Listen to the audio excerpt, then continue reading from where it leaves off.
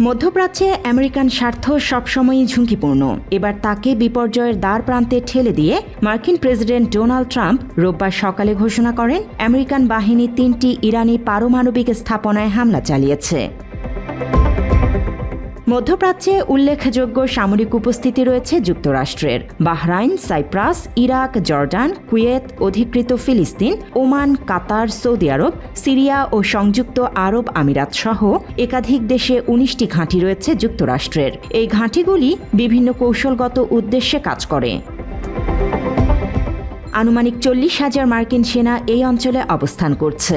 Bahrain, মিশর, Iraq, Jordan, Kuwait, কাতার, সৌদি আরব, সিরিয়া ও সংযুক্ত আরব আমিরাতে সুপ্রতিষ্ঠিত ঘাঁটি ছাড়াও জিবুতি ও তুরস্কে তাদের বিশাল ঘাঁটি রয়েছে, যেগুলি পশ্চিম এশিয়ায় সামরিক অভিযানের জন্য ব্যবহার করা হয়।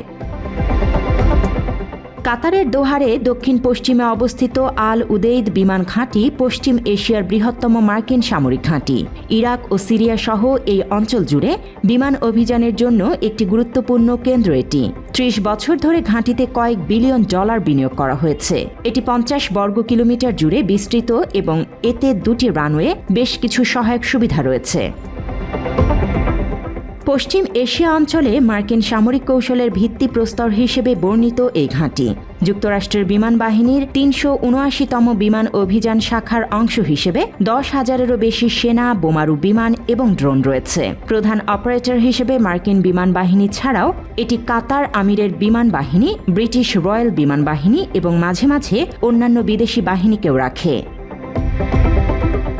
সবচেয়ে গুরুত্বপূর্ণ বিষয় হল এখানে মার্কিন প্রতিরক্ষা বিভাগের 11টি ঐক্যবদ্ধ কমান্ডের মধ্যে একটি মার্কিন কেন্দ্রীয় কমান্ড বা সেন্টকমের ফরওয়ার্ড সদর দপ্তরও অবস্থিত।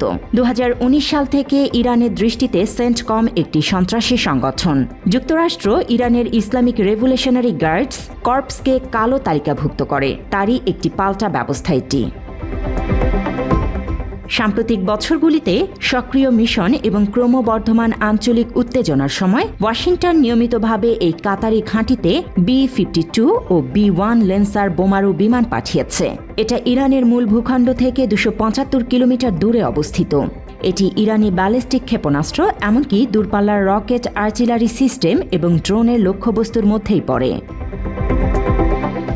যুক্তরাষ্ট্রের সামরিক বাহিনীর সংযুক্ত আরব আমিরাতে উল্লেখযোগ্য উপস্থিতি রয়েছে। দেশটিতে মার্কিন ঘাঁটিগুলোর মধ্যে একটি ধফরা বিমান ঘাঁটি।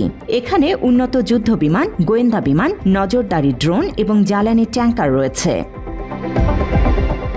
সংযুক্ত আরব আমিরাতের ঘাঁটি বিমান বাহিনী এবং ফরাসি বিমান বাহিনীও ব্যবহার করে। এটি বছরের পর বছর ধরে আফগানিস্তান, ইরাক ও সিরিয়ায় মার্কিন আগ্রাসনে গুরুত্বপূর্ণ ভূমিকা পালন করেছে। বর্তমানে এটি ইরান ও তার মিত্রদের বিরুদ্ধে গুপ্তচর বৃত্তির জন্য ব্যবহৃত হয়। এই ঘাঁটিতে F-22 র্যাপ্টরের পাশাপাশি গোয়েন্দা বিমান Lockheed U-2, Boeing E-3 sentry এবং RQ-4 গ্লোবাল হক নজরদারি হেলিকপ্টার রয়েছে। এটি ইরানি ভূখণ্ড থেকে 250 কিলোমিটার দূরে অবস্থিত। সংযুক্ত আরব আমিরাতের আরেকটি মার্কিন সামরিক ঘাঁটি হল দুবাইয়ের জেবেল আলী বন্দর। মার্কিন নৌবাহিনীর জন্য একটি গুরুত্বপূর্ণ লজিস্টিক হাব। যুক্তরাষ্ট্রের ভূখণ্ডের বাইরে অন্য যে কোনো বন্দরের তুলনায় এখানে বেশি মার্কিন নৌবাহিনীর জাহাজ আসে। হরমুজ প্রণালীর কাছে পূর্ব উপকূলে ফুজাইরাহ বন্দরও গুরুত্বপূর্ণ ঘাঁটি। ফুজাইরা মার্কিন নৌবাহিনীর জাহাজের জন্য একটি লজিস্টিক পয়েন্ট হিসেবে কাজ করে।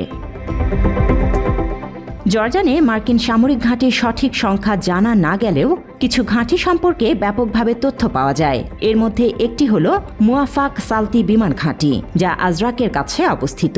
এই অঞ্চল রয়্যাল জর্ডানিয়ান বিমান বাহিনী এবং মার্কিন সামরিক অভিযানের জন্য একটি গুরুত্বপূর্ণ স্থান হিসেবে বিবেচিত। কুয়েতের দক্ষিণে অবস্থিত ক্যাম্প আরিফজান প্রায় 100 বর্গ কিলোমিটার বিস্তৃত। এটি ইরানের সম্ভাব্য লক্ষ্যবস্তু হতে পারে।